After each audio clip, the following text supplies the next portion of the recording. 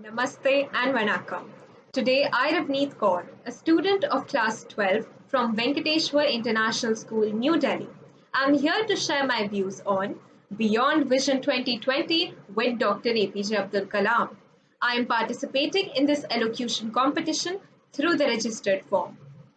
2 decades ago, Vision 2020 was envisaged by Dr. APJ Abdul Kalam, People's President, a brilliant scientist and scholar. Dr. Kalam had dreamt that his vision would fructify by the year 2020. As a nation, we are on the right path.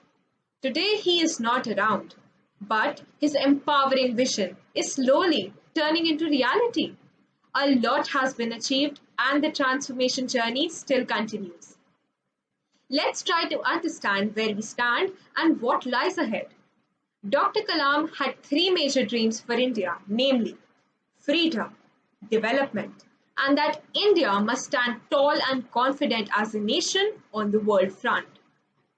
Talking of development, for the last 5 decades, India has been described as a developing country. In fact, an emerging superpower with brain and brawn. And I am sanguine. Soon we will be a developed nation and not a developing one. It is this dream of Dr. APJ Abdul Kalam that I shall be talking about and sharing my views with you all. Development. India is amongst the top 5 nations in the world in terms of GDP. We have 10% growth rate in most areas. Our poverty levels are falling. Our achievements are being globally recognized today. We are emerging as a self-reliant and self-assured developing nation. India's economic changes and progress is viewed and followed very closely by the world.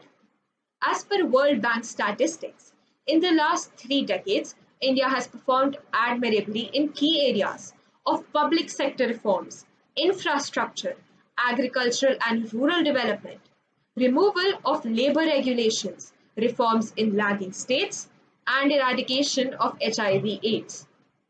India has also demonstrated how it rises up to challenges and uncovers opportunities therein. This has been amply demonstrated by the ability to adapt the changing and challenging environment by our industries.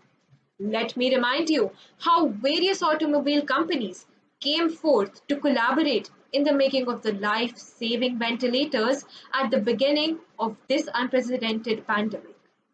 The clarion call given by our Honorable Prime Minister to use these trying times to become Atmanirbhar was very well received to enable the resurgence of the Indian economy. India has faced the COVID-19 pandemic with fortitude and a spirit of self-reliance. That is evident in the fact that from zero production capacity of PPE kits before March 2020, today India has created a capacity of producing over 4 lakh PPE kits daily. Isn't that just amazing? Atmanirbhar Bharat, which translates to self-reliant India, is the buzzword today, christened by Prime Minister Sri Narendra Modi.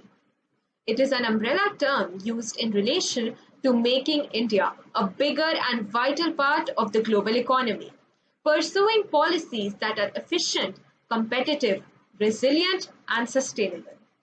One shining example of the Atmanirbhar campaign has been the research, development, and manufacture of COVID-19 vaccines here in India. Covaxin, the indigenously produced vaccine, was developed in just 8 months by Bharat Biotech. Isn't that incredible? Just speaks volumes about the geniuses who rose to the occasion in such difficult times. The Union Minister of Health and Family Welfare, Dr. Harsh Vardhan, was elected as chair of the executive board of WHO for the previous year. This was in recognition of the efforts put in by India in not only tackling the pandemic within the nation, but also in helping and supporting other smaller and poorer countries. Who can possibly forget the commendable role played by India in supplying indigenous vaccines free of cost, to those countries who could not afford it. Such an act of empathy and magnanimity will not be forgotten easily in the times to come. India definitely remains a shining example of economy with great potential, but will need consistent and concerted efforts if it must go on to become a developed country by 2040. The country has done well going by its Vision 2020, and I feel that we are going in the correct direction to fulfill the dreams of Dr. APJ Abdul Kalam. I would like to conclude with the motivating words of Robert Frost. The woods are lovely, dark and deep, but I have promises to keep, and miles to go before I sleep, and miles to go before I sleep. Thank you and Jai Hind.